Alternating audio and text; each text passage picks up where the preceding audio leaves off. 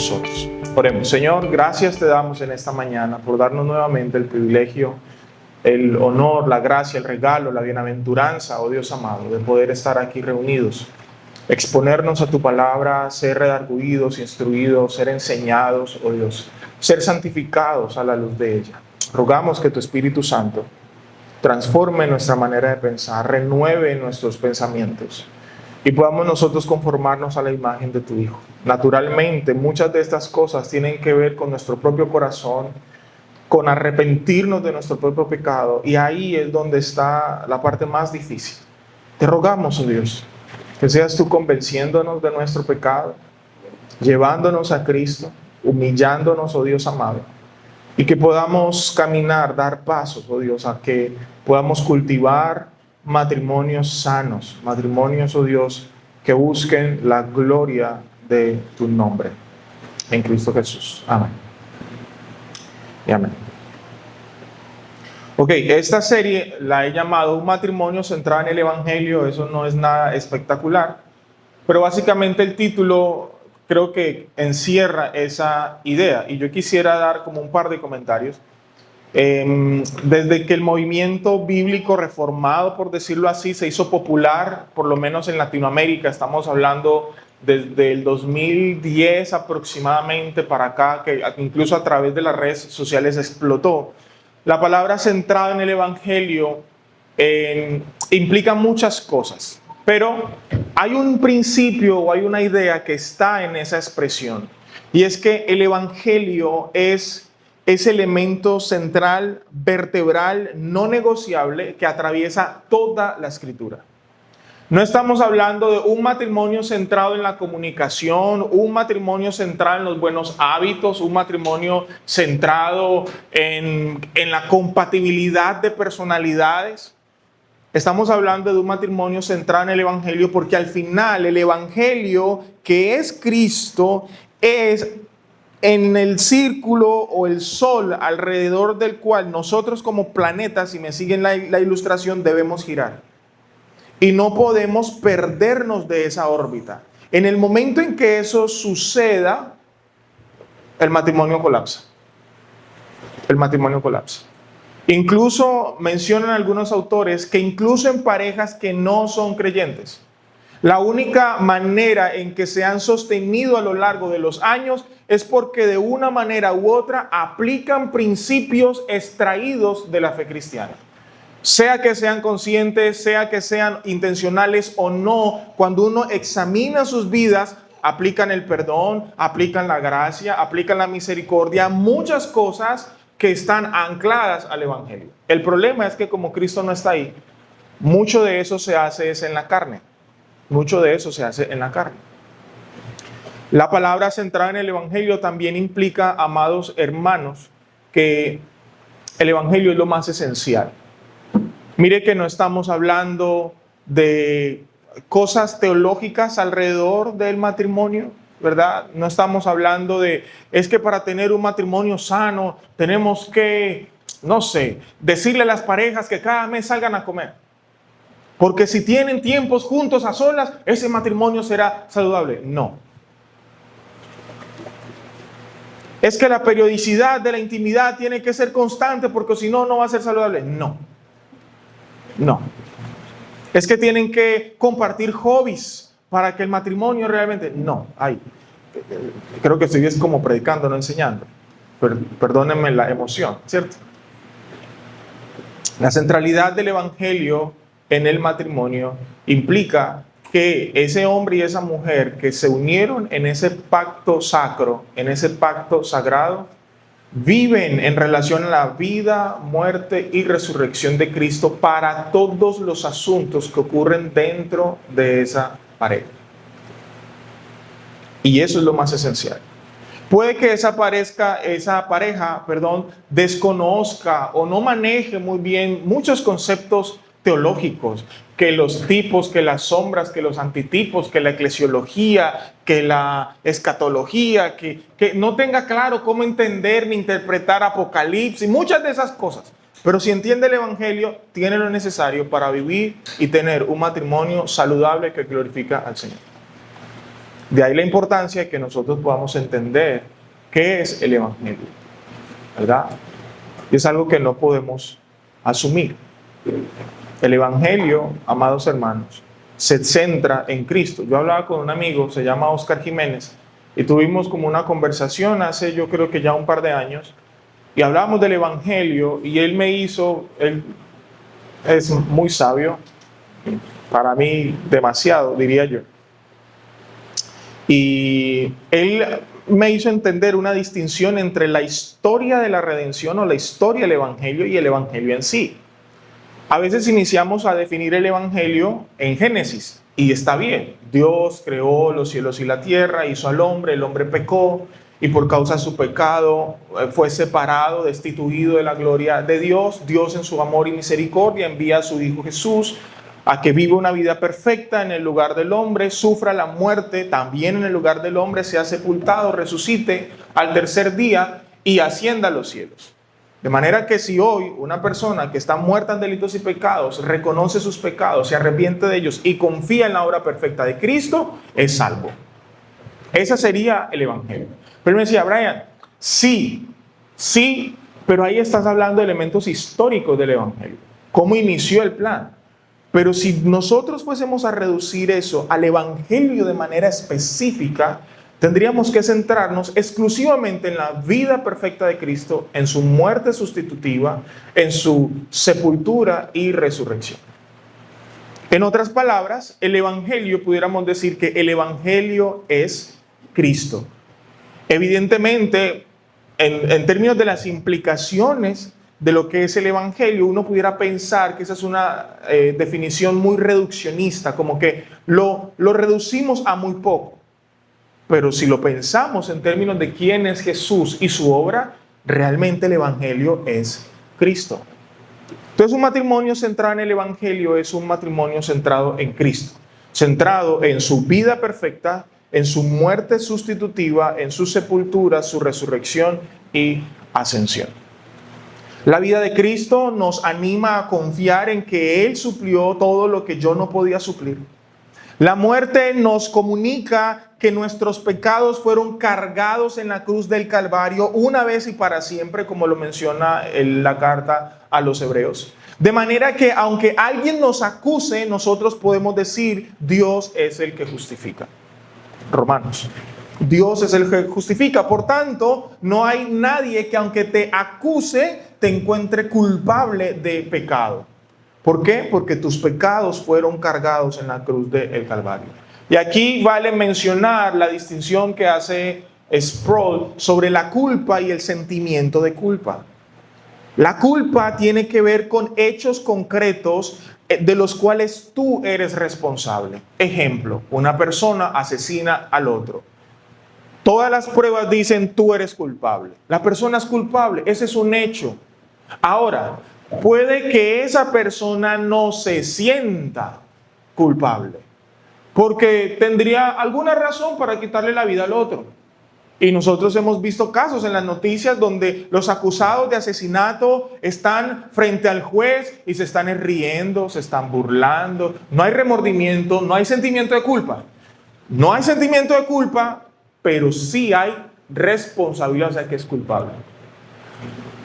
En nuestra fe cristiana, nosotros tenemos pecados que nos hacen culpables, aunque hayan personas que no se sientan culpables. Y por eso todavía no han venido a la fe, porque no tienen convicción de pecado. Son personas que no son creyentes, viven la vida pecando, pero ellos dicen, pero ¿cuál pecado? Son culpables.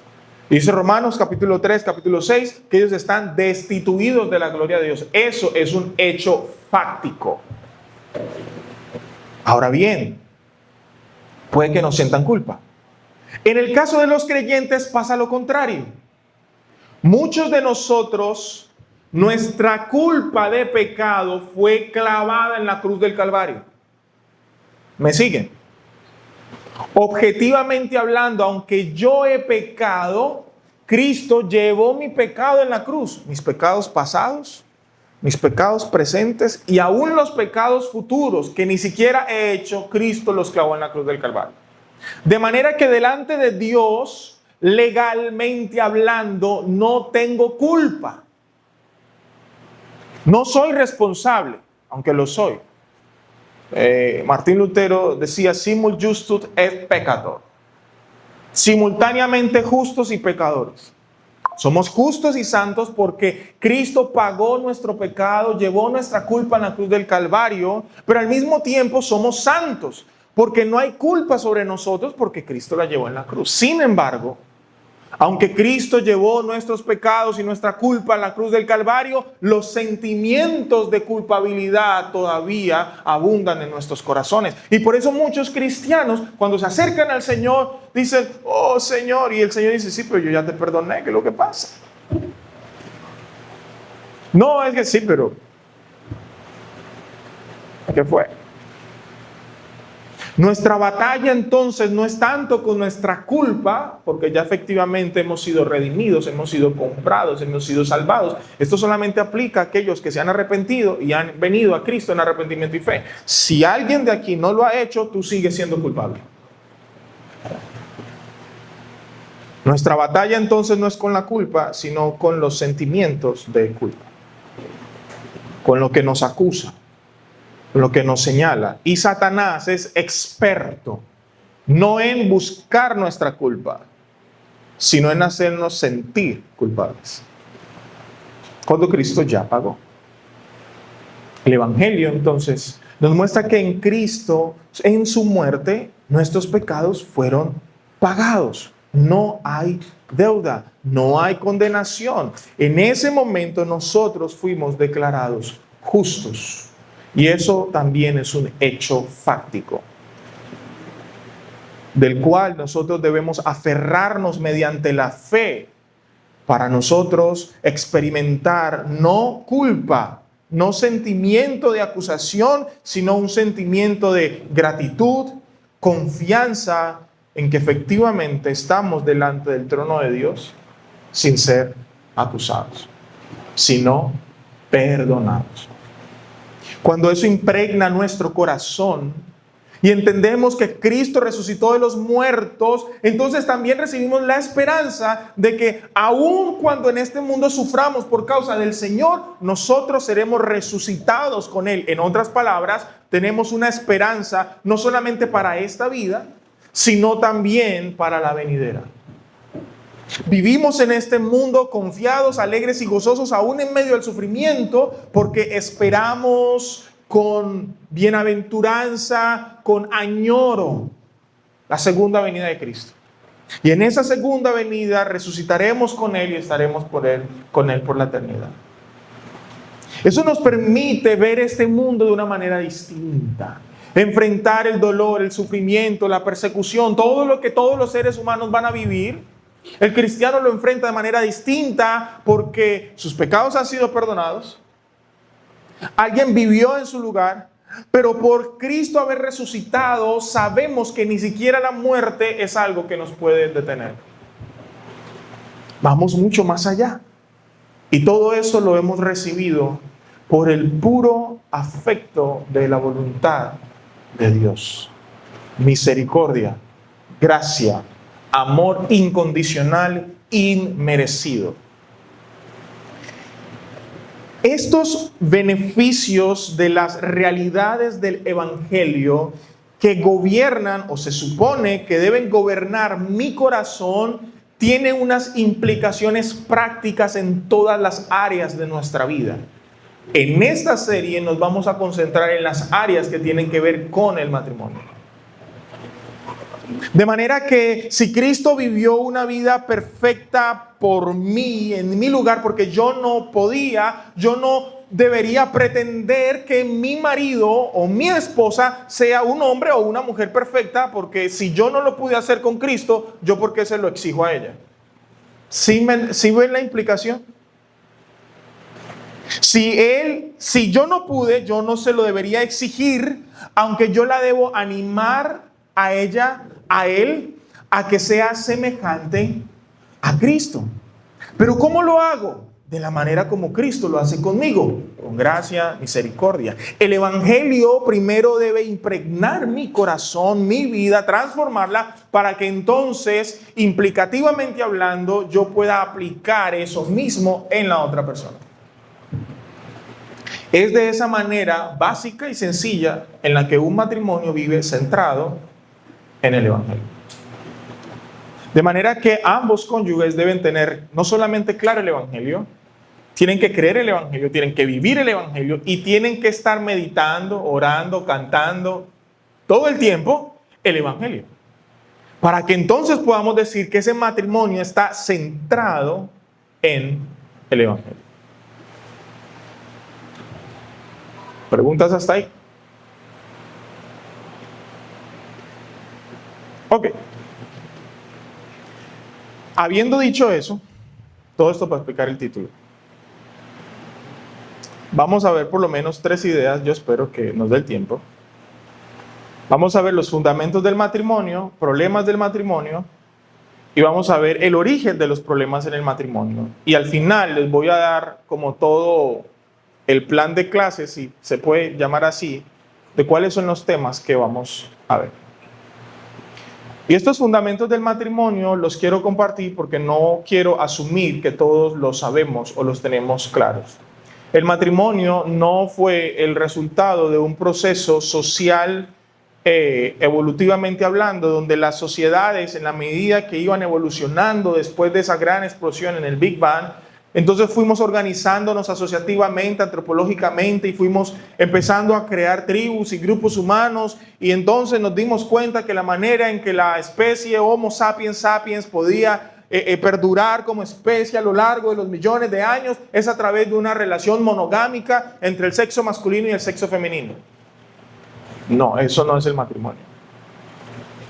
El matrimonio es una institución creada por Dios. Génesis capítulo 1, versículo 28. Los bendijo Dios y les dijo: sean fecundos y multiplíquense. Para ser fecundos tenemos que estar juntos, unidos. Versículo 26. Hagamos al hombre a nuestra imagen, conforme a nuestra semejanza, y ejerza dominio sobre los peces del mar, las aves del cielo, ganados, toda la tierra y todo reptil que se arrastran sobre la tierra. Dios creó al hombre, imagen suya, imagen de Dios los creó, varón y hembra los creó. Y los bendijo: sean fecundos. Versículo 29. Yo les he dado a ustedes toda planta que da semilla que hay en la superficie de toda la tierra, y todo árbol que tiene fruto que da semilla, esto les servirá de alimento. Versículo 18 de Génesis capítulo 2. No es bueno que el hombre esté solo. Le haré una ayuda adecuada. Y el Señor Dios formó de la tierra todo animal del campo y toda ave del cielo, y lo trajo al hombre para ver cómo los llamaría. Como el hombre los llamó a cada ser viviente, ese fue su nombre. El hombre puso nombre a todo ganado y a las aves del cielo y a todo animal del campo. Pero para Adán no se encontró una ayuda que fuera adecuada para él. Entonces el Señor Dios hizo caer un sueño profundo sobre el hombre, y éste se durmió. Y Dios tomó una de sus costillas y cerró la carne en ese lugar. De la costilla que el Señor Dios había tomado del hombre, formó una mujer y la trajo al hombre, y el hombre dijo, esta es ahora hueso de mis huesos y carne de mi carne. Ella será llamada mujer porque del hombre fue tomada. Por tanto, el hombre dejará a su padre y a su madre y se unirá a su mujer, y serán una sola carne. Ambos estaban desnudos, el hombre y su mujer, pero no se avergonzaban. El hecho de que Dios haya instituido el matrimonio, lo haya creado, tiene por implicación que el único que tiene la autoridad de legislar, de reglar, de dar directrices de qué se debe y qué no se debe hacer, cómo se debe administrar y vivir el matrimonio, es el Señor. Por eso cualquier matrimonio, cualquier unión que en cualquier estado del mundo se legisle a través de las cámaras, de los senados, etcétera, que no se acople, que no se amolde, que no se ajuste a lo que el Señor formó en el principio, no es bíblico y es pecaminoso. Llámese matrimonio homosexual, llámese matrimonio poligámico, llámese poliamor, donde una persona puede tener múltiples parejas al mismo tiempo. Ninguna de estas cosas es posible.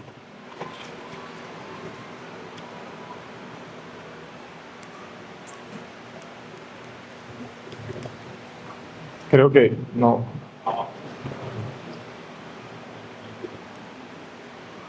No pasa. Pásame la siguiente diapositiva. Eso. Entonces, esta presentación, hermanos, es con ayuda de inteligencia artificial, para que no piensen que yo soy diseñador ni nada de eso. Uno mete ahí la información y eso sale, y yo dije, wow, padre, qué bueno. Entonces, el diseño original implica una unión entre el hombre y la mujer, y como ustedes ven en esas flechas, están orientadas verticalmente hacia arriba. Dios es el creador, ¿verdad? El sustentador, aquel que instituyó la relación matrimonial. La visión de Dios para el matrimonio es una que es contraria a la visión cultural del matrimonio, ¿verdad? Ahí vemos en Génesis capítulo 2, versículo 24, lo que acabamos de leer. Pero el matrimonio también implica una relación pactual. Y aquí yo quisiera poner esto, pero quisiera avanzar a la siguiente. Ahora sí pasó. Y es que el mundo tiene dos visiones matrimoniales. Una de ellas es una visión más centrada en la cultura, más centrada en el hombre, más centrada en el placer. Y otra es la visión bíblica del matrimonio. Tim Chester, en su libro Un matrimonio centrado en el Evangelio, él dice que para muchos el amor es un largo y dulce sueño y el matrimonio es el despertador. La cultura piensa, todos los hombres son libres, pero algunos se casan. ¿Tú cómo piensa la cultura? Nunca supe lo que era felicidad hasta que me casé. Para ese momento ya era muy tarde. Esto es lo que piensa la gente. La visión cultural del matrimonio es una en la que se piensa que cuando alguien se casa, se está colocando la soga al cuello, lo llevan arrastrado. Es una relación de sufrimiento, de dolor, de constante querella, de constante queja. Pero la visión de Dios del matrimonio es una visión totalmente contraria, es una visión centrada en la gloria de Dios. Primera de Corintios 10:31. Entonces, ya sea que coman, que beban o que hagan cualquier otra cosa, háganlo todo para la gloria de Dios. El matrimonio existe para glorificar al Señor. El matrimonio existe para enaltecer su nombre. Hay otros propósitos que tiene el matrimonio, como el compañerismo. Por eso Génesis 2 dice, no es bueno que el hombre esté solo, le voy a hacer una ayuda idónea. De manera que parte del propósito del matrimonio es tener una compañía. Parte del propósito del matrimonio también es, si el Señor lo permite, tener hijos. Porque aunque Génesis 1, 28, 29 dice, multiplíquense, la realidad es que hoy, por causa del pecado, no todos tienen esa posibilidad. Pero parte del propósito es poder tener hijos. Parte del propósito es criarlos en la amonestación del Señor. Deuteronomio capítulo 6. Estas palabras las repetirás a tus hijos y a los hijos de tus hijos cuando te levantes, cuando te acuestes, cuando andes por el camino. Parte del propósito de Dios para la familia que inicia con esa unión matrimonial es que esa familia también proclame la gloria de Dios a otras naciones. Por eso Génesis capítulo 12, cuando Dios le dice a Abraham, la promesa dice, en ti serán benditas todas las familias de la tierra. Eso no implica que cada familia de creyentes automáticamente se convierta en creyente, pero sí significa que cada pareja de creyentes está llamada a que su familia, especialmente su matrimonio, refleje la gloria de Dios. El matrimonio también es un pacto. Es una unión indisoluble. ¿Qué significa esa palabra? Que no se puede disolver. ¿Ustedes han visto el frutiño? Bueno, el tan. Bueno, yo no sé si algunos se acuerdan del tan. El tan era un vaso de vidrio naranjado, ¿sí? Y traía polvo y uno cogía una cucharadita y la echaba en un recipiente y lo que hacía es que ese poquito de polvo concentrado se diluía en esto y ya eso hacía rendir. Ahorita que estábamos en Barranquilla nos dieron sopa bautizada. La sopa, nosotros no sabíamos qué era eso, pero cuando ya la sopa queda, el último rezago, le echan agua con sal y la bautizan, así le llaman. Lo que quieren es que eso que es esencial se diluya, ¿verdad? Se esparza, se multiplique, se divida en muchas cosas. La unión matrimonial, cuando se une, no es para diluirla, porque es un pacto. Esta unión es tal que de acuerdo al diseño original, ni siquiera, y escúcheme muy bien, porque esto no es popular hoy, ni siquiera en los casos de infidelidad, la solución primaria es la disolución del matrimonio. Mira cómo lo dice Jesús en Mateo 19, del 3 al 10.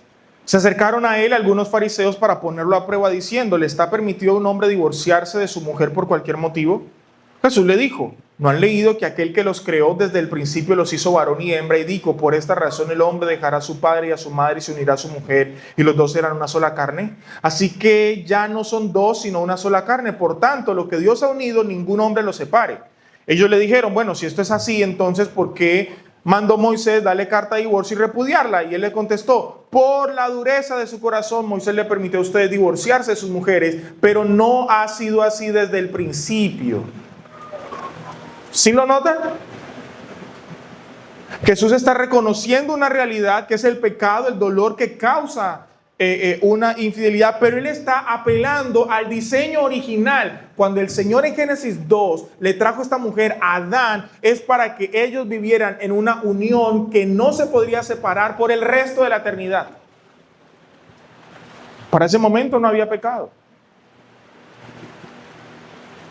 Entonces Jesús dice, yo les digo que cualquiera que se divorcie de su mujer, salvo por infidelidad, entonces ahí hay una cláusula, y se case con otra, comete adulterio. ¿Y sabe qué entendieron los discípulos? Miren lo que dice, verso 10, los discípulos le dijeron, si así es la relación del hombre con su mujer, no conviene casarse. Ellos lo entendieron.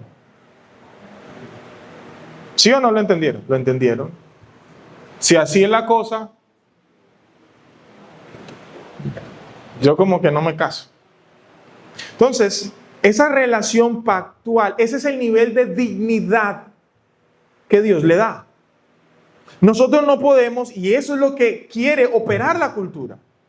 La cultura busca que tu felicidad, tu placer, tu comodidad esté en el centro de la relación matrimonial. Entonces, si a mí me parece que mi novio o mi esposo me tiene que sacar todos los meses, cada semana a comer, y si no lo hace, no me está amando, entonces no es para mí.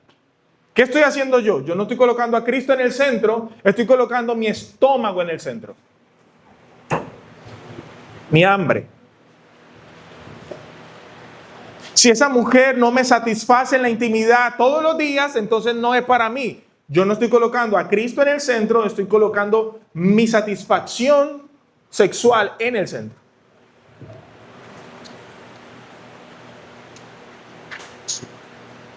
El matrimonio es un pacto de amor indisoluble que refleja el pacto, y aquí está el punto, indivisible entre Cristo y la iglesia. En Génesis 15, 17 sucedió que cuando el sol ya se había puesto, hubo densas tinieblas y apareció un horno humeante y una antorcha de fuego que pasó por entre las mitades de los animales. El contexto de este texto es Abraham diciéndole al Señor, Señor, tú me has prometido que voy a vivir mucho tiempo, voy a tener muchos hijos y todo lo demás, pero yo cómo sabré que voy a poseer esta tierra, que voy a tener un hijo, etcétera. Y él le dijo, trae unos animales, él los partió en la mitad, y básicamente lo que significaba eso era que ambos pasarían por en medio de los animales como una especie de pacto, de promesa, de manera que si alguno incumplía las condiciones, tenía que ser partido a la mitad como esos animales. Pero cuando vemos la escena en Génesis capítulo 15, Abraham lo coge un sueño y el único que pasa por entre las mitades fue el Señor, simbolizado en esa antorcha de fuego. En otras palabras, Dios le está diciendo a Abraham, la garantía del cumplimiento de esta promesa para ti soy yo. Y si yo no cumplo, que me partan a la mitad. Pues dime tú. El Señor no ha fallado en su promesa. Si Abraham hubiese pasado 3 doritos después, lo hubieran partido a la mitad. Ezequiel 16:8. Entonces pasé junto a ti y te vi, y tu tiempo era tiempo de amores. Está hablando el pueblo de Israel. Extendí mi mano sobre ti y cubrí tu desnudez. Te hice juramento y entré en pacto contigo y fuiste mía, declara el Señor Dios. Dios en el Antiguo Testamento trataba a Israel como su esposa. Y él entró en un pacto con su esposa. Un pacto que a pesar de las infidelidades de Israel, a pesar de sus idolatrías, de sus constantes desobediencias, incluso en los momentos donde Dios tuvo que disciplinarlos, desterrándolos a otro país, ni siquiera en otro país el Señor abandonó su pacto. Oseas 2:14, por tanto voy a seducirla, la llevaré al desierto, le hablaré al corazón. Verso 16, sucederá en aquel día, declara el Señor, que me llamarás Ishi y no me llamarás más Baalí. Verso 19-20, te desposaré conmigo para siempre. Sí, te desposaré en justicia y en derecho, en misericordia y en compasión. Te desposaré conmigo en fidelidad y tú conocerás al Señor. Le está hablando otra vez a Israel. Es el lenguaje que utiliza un esposo con su esposa. Cuando llegamos a Efesios capítulo 25, podemos entender por qué Pablo dice, maridos, amen a sus mujeres, así como Cristo amó a la iglesia y se dio él mismo por ella. Cristo se entrega en una relación pactual con su iglesia a través de su vida, muerte y resurrección. De manera que si la unión de un hombre y una mujer refleja la unión de Cristo con su iglesia, implica entonces que hay una relación pactual que no se puede disolver.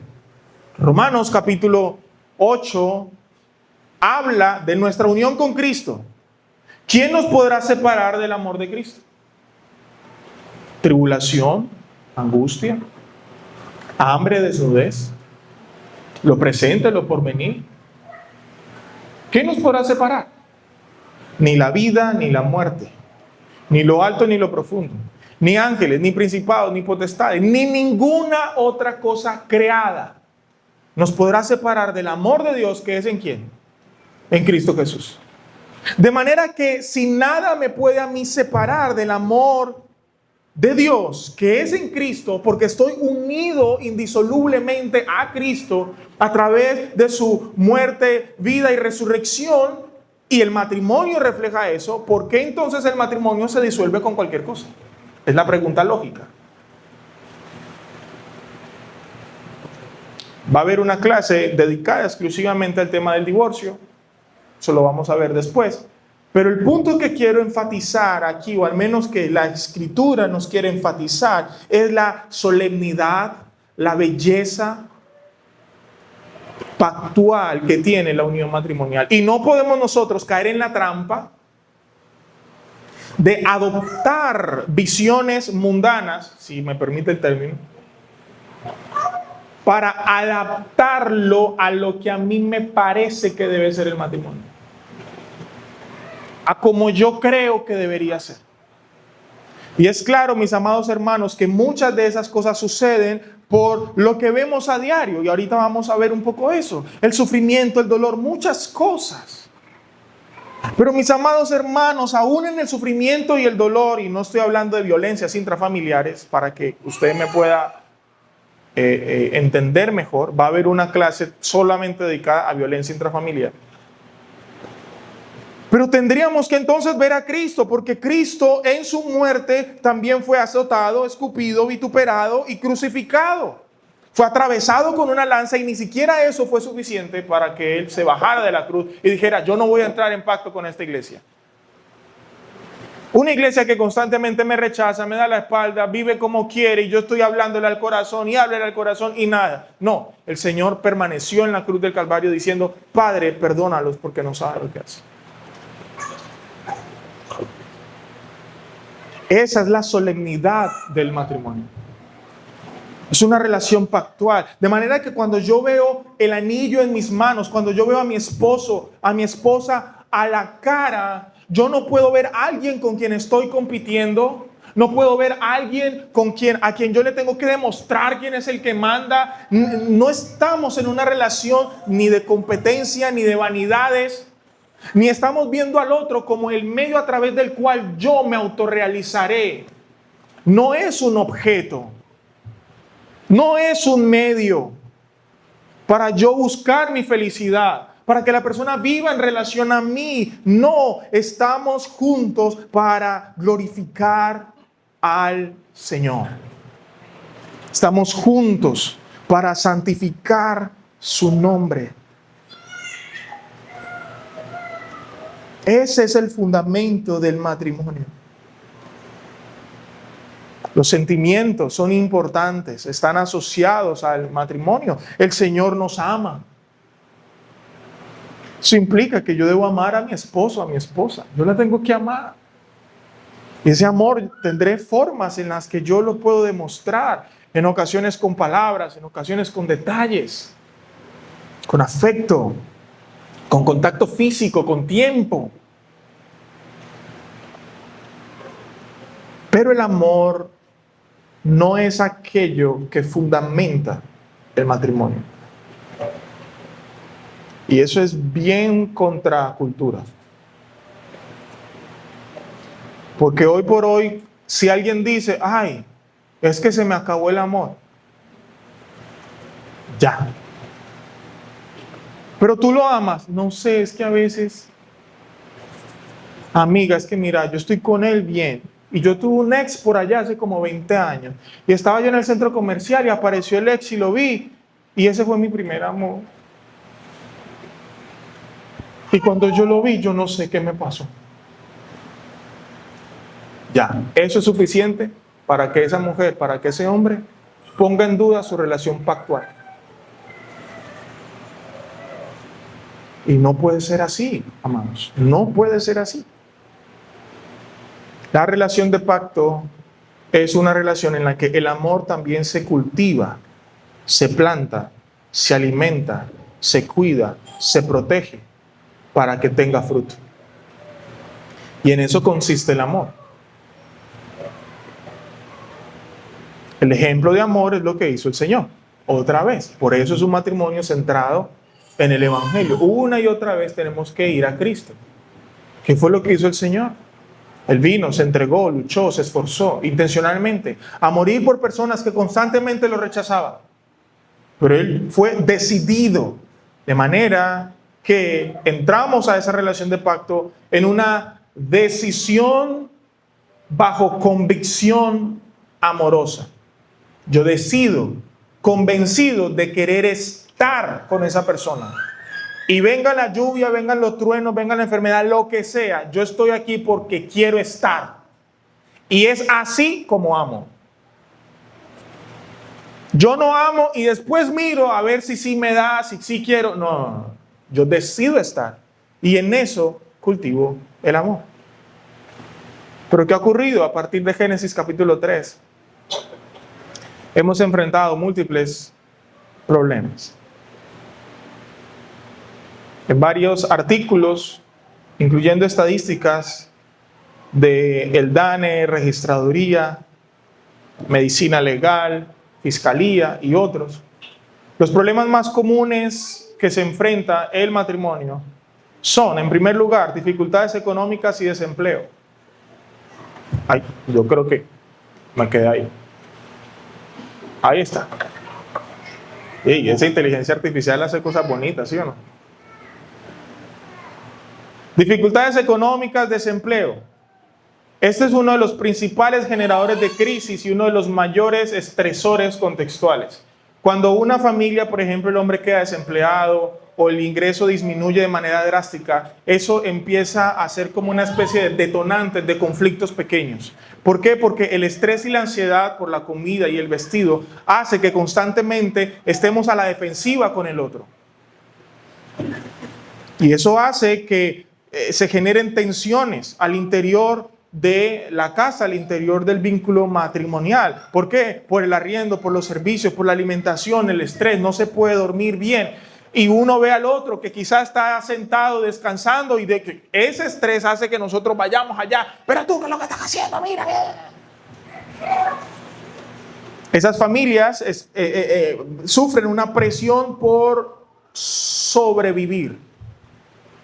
Hay una urgencia por producir dinero y esa urgencia genera un hiperestrés que frecuentemente se convierte en irritabilidad, mal genio y discusiones sobre el manejo del dinero. En segundo lugar, violencia intrafamiliar y maltrato. Violencia, especialmente la psicológica, que es la más común, seguido de la violencia física y verbal. La violencia psicológica tiene que ver con la manipulación, el control sobre el otro. Es que si tú te vas de aquí te voy a abandonar, tú no vas a poder hacer nada sin mí. Esa manipulación y ese control hace parte de la violencia psicológica. El dinero se relaciona con la violencia porque en ocasiones la presión económica actúa como un detonante de conductas agresivas y descontrol de impulsos dentro del hogar. Gritamos, reaccionamos, tiramos la bandeja, el plato.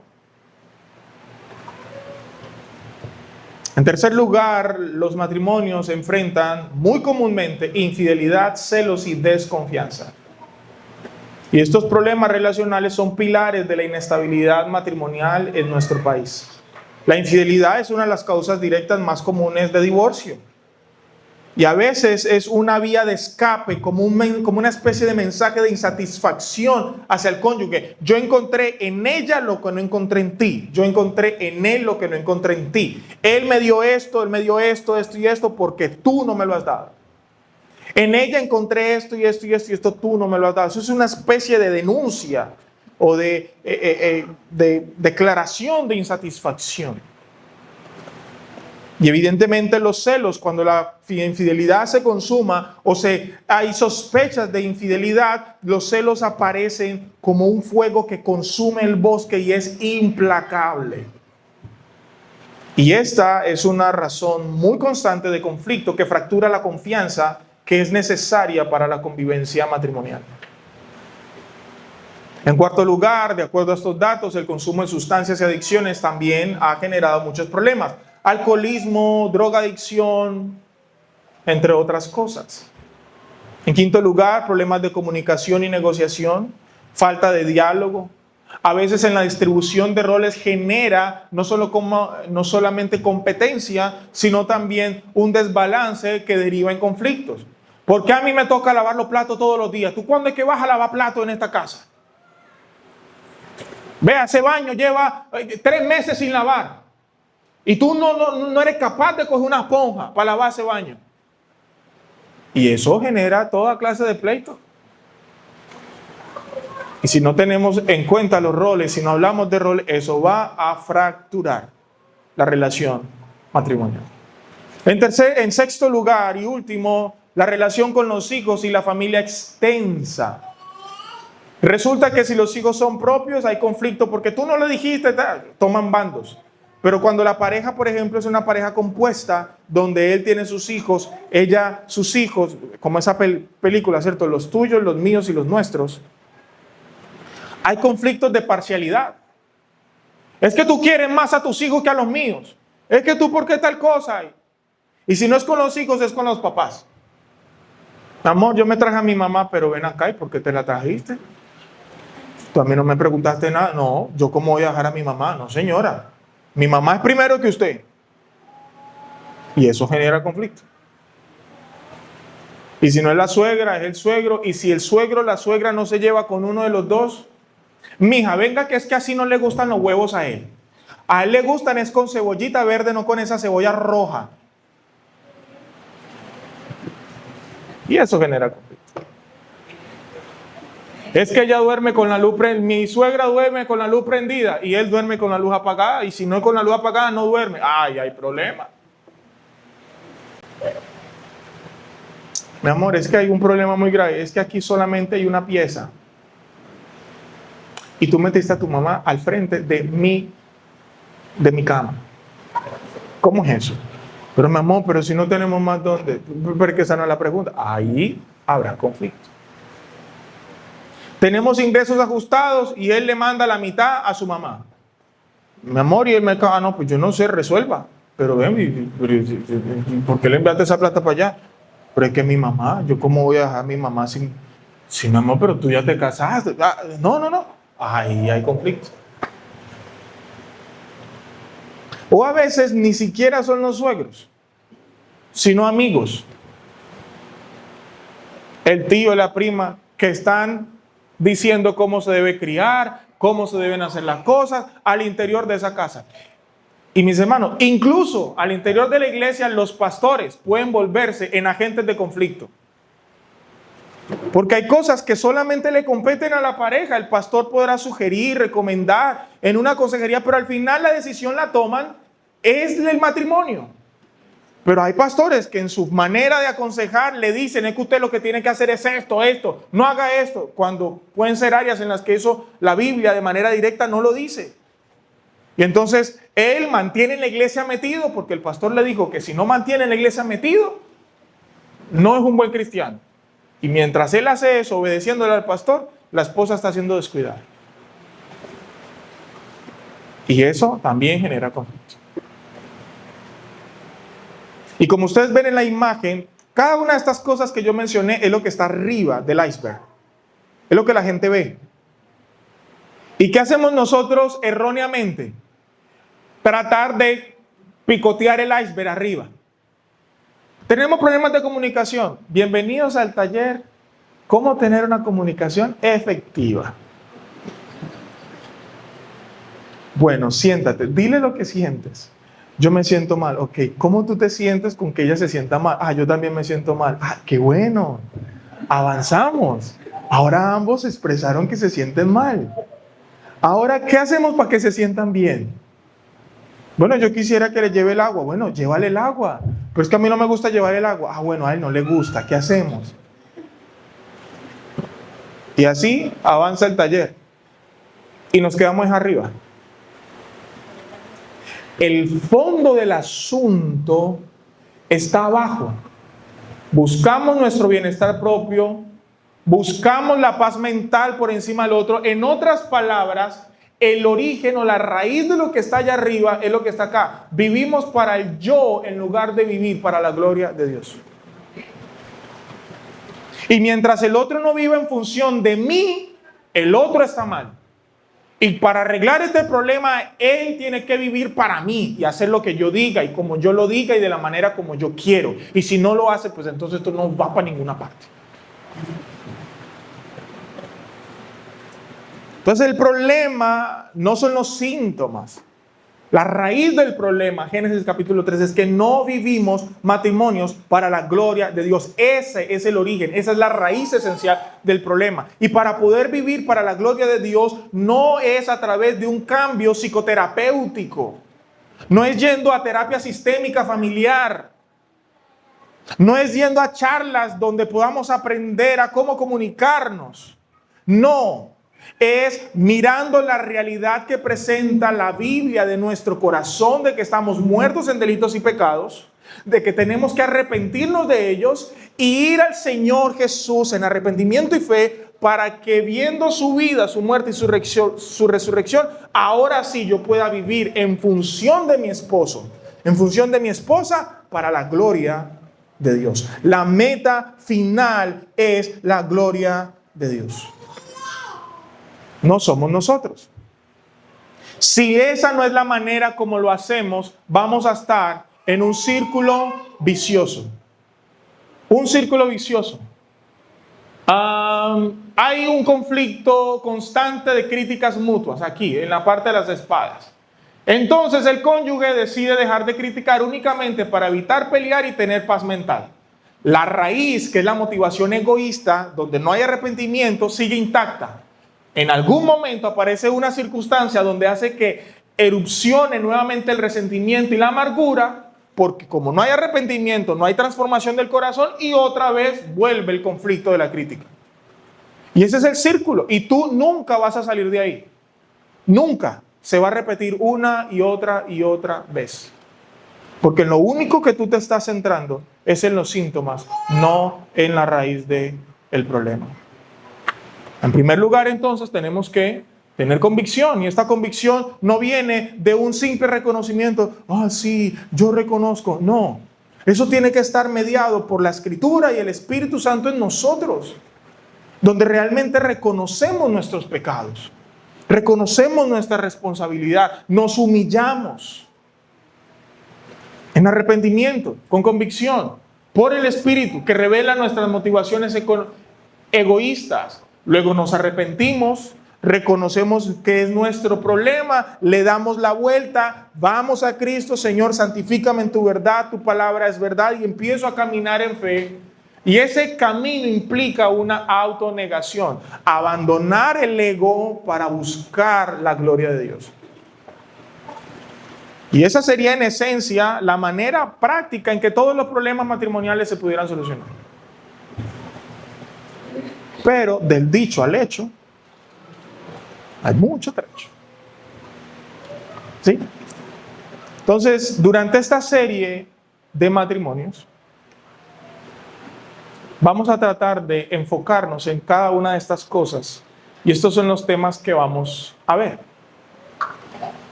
La raíz del problema, mi pecado, no el del otro, eso lo vamos a ver el siguiente domingo. El propósito del matrimonio, teniendo conversaciones transparentes. Recuerden que todo esto es centrado en el Evangelio. ¿Me siguen? Perdonar y ser perdonados, lidiando con la culpa y con el sentimiento de culpa, los celos en el matrimonio, el sexo en el matrimonio, lujuria, pornografía y lucha contra la infidelidad. Tomando decisiones, unidad en la diferencia. Esto me parece clave porque somos diferentes. Y es probable que en algunas cosas mi esposo y mi esposa y yo no estemos de acuerdo en algo, que no necesariamente es pecado, pero bueno, ¿qué pasa cuando definitivamente no estamos de acuerdo? ¿Se fragmenta la unidad matrimonial o qué alternativas hay para entonces lidiar con eso? Eso lo vamos a ver en esa clase. La clase 10, finanzas familiares, lo mío es tuyo. Los roles en el matrimonio, vamos a ver cuál es el rol del hombre. Los roles en el matrimonio, veremos el rol de la mujer. Amando a mi cónyuge no cristiano. Bueno, ¿qué pasa si yo estoy casado, casada con alguien que no es creyente, cierto? También eso es importante. Unidad matrimonial en la crianza. Pecados de violencia intrafamiliar, ¿cómo abordarlos? Bueno, ¿qué sucede cuando hay manipulación psicológica, golpes? ¿Qué pasa ahí? Eso también hay que abordarlo, porque aunque no lo crean, hermanos, eso también lastimosamente está en la iglesia. Una puerta llamada divorcio, ahí vamos a hablar del divorcio específicamente. El matrimonio y los suegros. Ay, pastor, hubiera puesto esa de primero.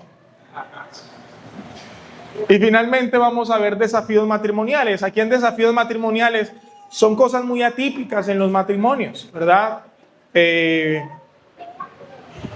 Matrimonios compuestos, la respuesta de la iglesia a estas uniones homoparentales, en fin, eso lo vamos a ver ahí en desafíos matrimoniales. Preguntas. Yo sé que se supone que las preguntas van en medio, pero tú sabes. Preguntas por lo menos de lo que vimos hoy, amados hermanos.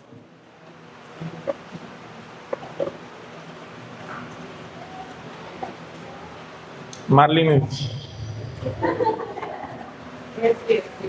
Ok, hermanos, vamos a orar entonces y pasamos al receso. Ya le están preparando el cafecito para que entremos a nuestro culto central ahorita en media hora. Padre bueno, gracias te doy por esta mañana, por este espacio donde pudimos dar una introducción quizá breve, oh Dios, de todo lo que de lo que la palabra dice acerca del matrimonio.